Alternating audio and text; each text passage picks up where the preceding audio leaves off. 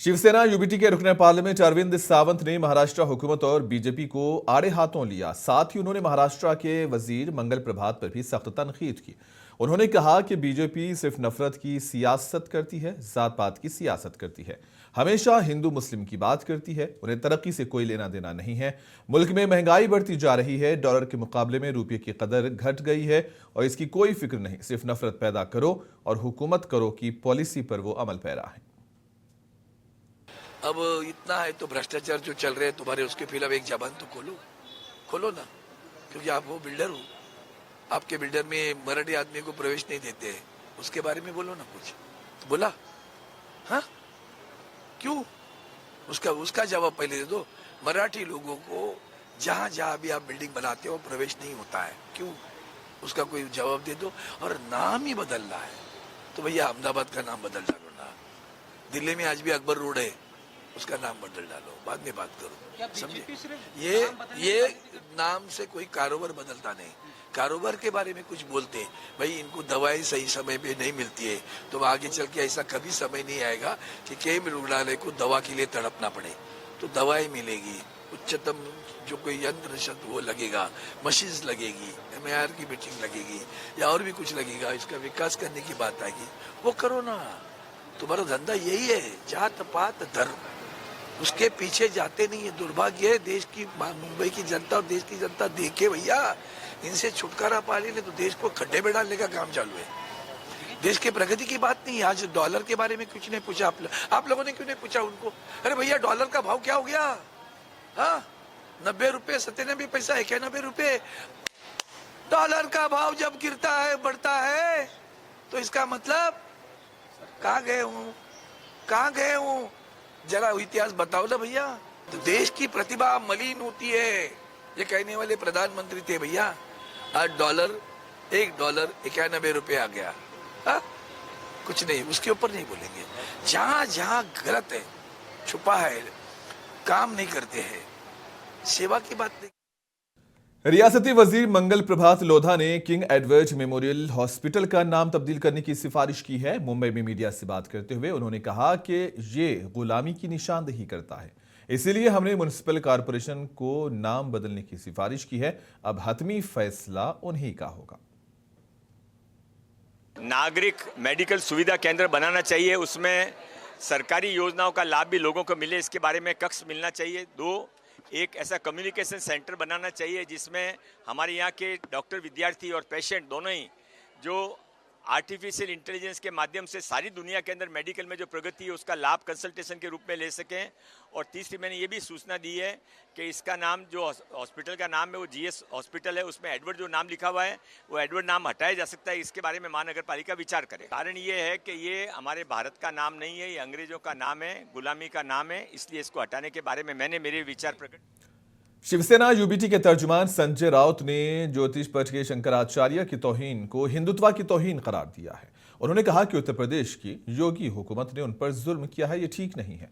योगी सरकार ने उन पर पुलिस के जरिए हमला करवाया है और हम इस वाकई की सख्त मजम्मत करते हैं।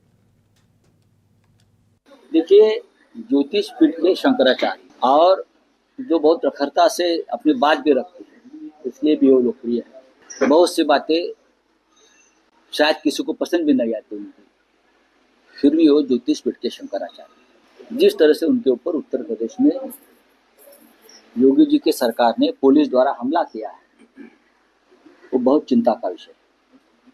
और जो अपने आप को हिंदुत्ववादी मानते हैं या हिंदुत्व का ढोंग करते हैं, उनके लिए भी चिंता का विषय होना चाहिए।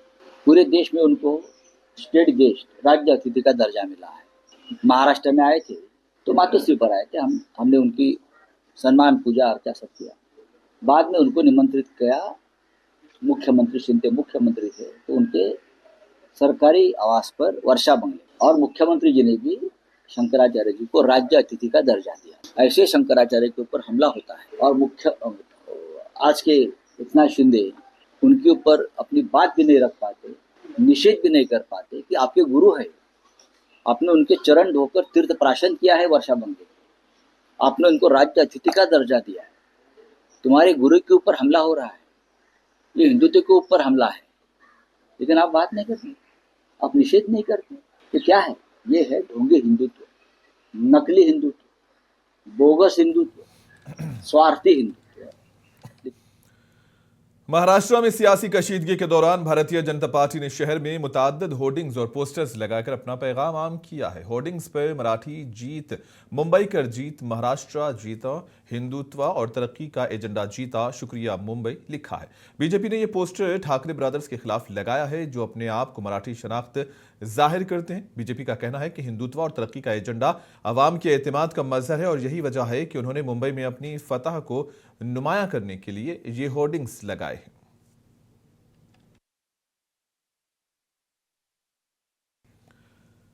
असेंबली के स्पीकर राहुल नार्वेकर ने कहा है कि मुंबई में आम तबके से ताल्लुक रखने वाली एक खातून मेयर मुंतखब होने जा रही है। उन्होंने अपोजिशन के दावे के मेयर का इंतखाब फिक्स्ड या तयशुदा है को बेबुनियाद और गैर संजीदा करार दिया। नार्वेकर ने मजीद कहा कि मुंतखब होने वाली मेयर का ताल्लुक आम शहरियों से है और इसका मकसद शफाफ इंतखाब और अवामी नुमाइंदगी को यकीनी बनाना है। उन्होंने अपोजिशन पर जोर दिया कि वो इंतखाबी अमल पर गलत इल्जामात लगाकर सियासी कशीदगी पैदा करने से गुरेज करें।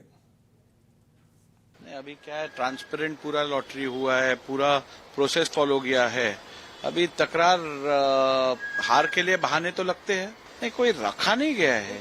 ये लॉटरी में जो आया है लॉटरी सिस्टम से उस हिसाब से डिक्लेयर किया गया है, कोई लाया गया नहीं है। विपक्ष आरोप, बिन बुनियाद के आरोप लगाना इनकी आदत पड़ गई है।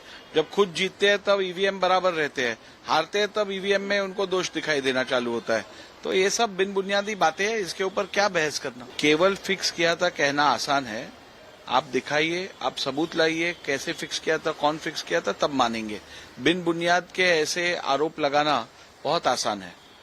स्वागत करना चाहिए महिलाओं को एक पॉलिटिकल अपलिफ्टमेंट के लिए जो रिजर्वेशंस लाए गए हैं, तो ये एक बहुत ही अच्छी पहल है। और मैं समझता हूं मुंबई का प्रतिनिधित्व यदि नेतृत्व यदि एक महिला करती है तो समाज में एक अच्छा।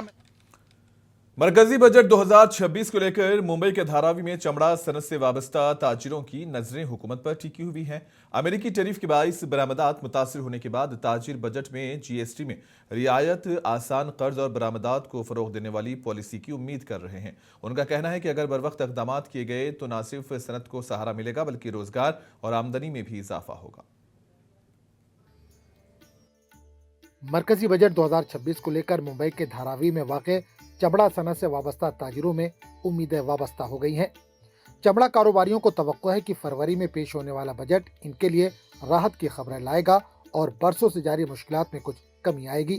धारावी के बरामद कुनंदगान के मुताबिक अमरीकी सदर ट्रंप की क़यादत में आयद किए गए अमरीकी टैरिफ का बराह रास्त असर हिंदुस्तानी चमड़ा मसनूआत के बरामदात पर पड़ा है, जिसकी वजह से कारोबार में कमी आई और ताजिर शदीद तशवीश का शिकार हैं।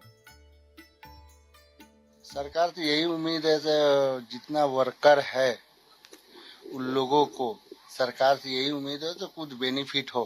कच्चा मटेरियल का रेट जो बढ़ा है वो कम करे, हम लोग ग्रोथ बढ़ाए, काम का हो, एक्सपोर्ट, इंपोर्ट, प्लस में अदर होलसेलर वाला ये माल लेगा तो ही नहीं भले ग्रोथ इसका बढ़ेगा। तो यही कम हो गया। एक्सपोर्ट तो बहुत ही कम हो गया। एक्सपोर्ट की वजह से तो वर्कर लोग ज्यादा जीता है। सर क्या उम्मीद क्या है सर जी, सामान उमान क्या जरा मटेरियल का रेट और जरा कम रहे ताकि हम लोग भी ज्यादा रेट में शूज बेच नहीं पाए, कस्टमर को भी भारी नहीं लगे। मटेरियल का रेट कम रहेगा तो हम लोग भी रेट जरा कम ही लगाएंगे। अब मटेरियल का भाव बढ़ेगा तो जाहिर सी बात है शूज का भी भाव बढ़ेगा। चमड़ा सनत से वाबस्ता अफराद का कहना है कि बजट में अगर खाम माल की कीमतों में कमी, मार्केटिंग के लिए हुकूमती ताउन और बरामदात को फरोग देने वाली वाज़ेह पॉलिसी का ऐलान किया जाता है तो इस सनत को नई जिंदगी मिल सकती है। खासतौर पर छोटे और मुतवस्सित ताजिरों के लिए ये इक़दाम नहायत अहम साबित होंगे।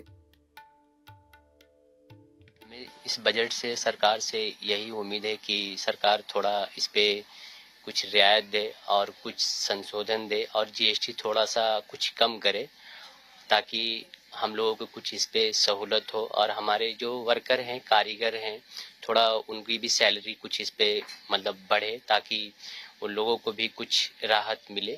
सरकार से उम्मीद ये है फर्स्ट ऑफ ऑल सर कि अभी जो बजट आएगा तो हमारे लिए कुछ एक्सपोर्ट इंसेंटिव लेकर आएँ और कुछ ऐसे जो एक्सपोर्ट में, रिटेल एक्सपोर्ट में बहुत सारी कॉम्प्लिकेशंस होती हैं, ये अपना एक्सपोर्ट EBRC वगैरह क्लियरेंस करने के लिए बैंक से एडी से, तो उसमें बहुत ज़्यादा प्रॉब्लम आ रहा है। तो उसको एकदम स्ट्रीमलाइन सिंप्लीफाइड प्रोसेस करे, ताकि मेरे जैसे जो भी कस्टमर्स हैं, जो भी रिटेल एक्सपोर्टर हैं, वो बैकलॉग में बैंक के पास ना रहे, वो जो भी डेटा है वो क्लियर होते जाए।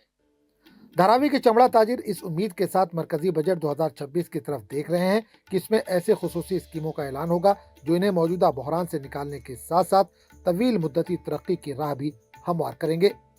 ब्यूरो रिपोर्ट, मुंसिफ टीवी।